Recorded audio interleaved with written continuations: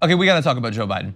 So he's got some beliefs about what is likely to happen after the 2020 election, assuming he wins, that I have expressed concern about in the past, including the idea that there's gonna be this great reawakening and all these Republicans that lost their minds over the past few years are gonna suddenly become great people again like they were before. That's a weird belief. It's not true, and if you actually think that's how things are gonna go, I don't trust you to get stuff done.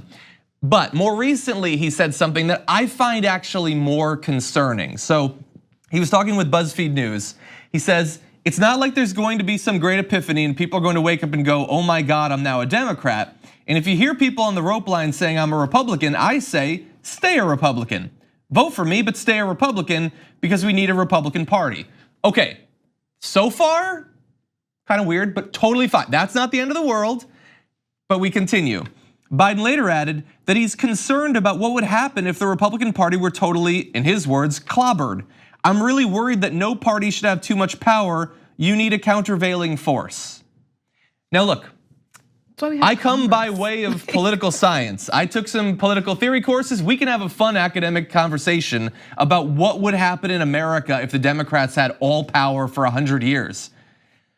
That's not happening. It's not gonna happen anytime soon.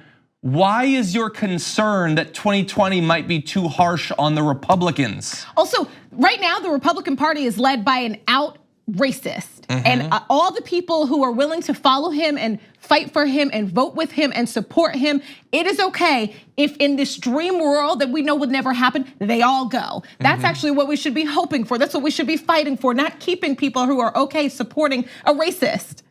No, we want, yes, we want there to be an imbalance of power when one side is racist. That's what we want. No, I think that people who don't murder people and murderers should be kept in balance at all times. What? No, you. This is he's making the argument that the president needs Congress to keep them in check. Yes, there's supposed to be a balance of power between the branches. Racist. Yeah.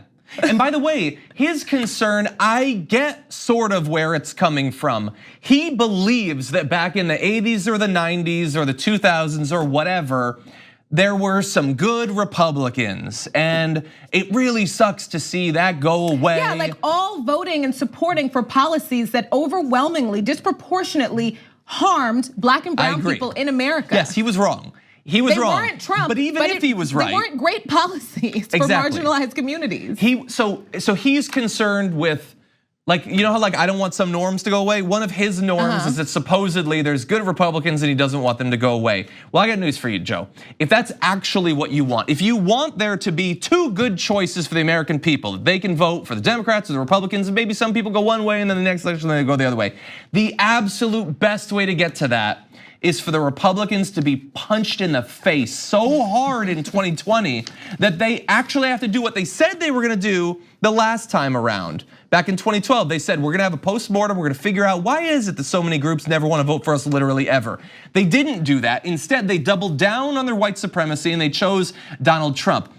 We have a two-party system. If you actually come through academia like I do, you know, in a two-party system, you're never gonna have the Democrats winning for 150 years. The parties change, factions move, policies change, all of that. But that only happens when it has to happen. Right. If you keep having them lingering and feeling well, if we can just get 2% more of old white voters to vote for us, then we don't have to change at all. That's not healthy for the Republican Party. It's not healthy for the American people.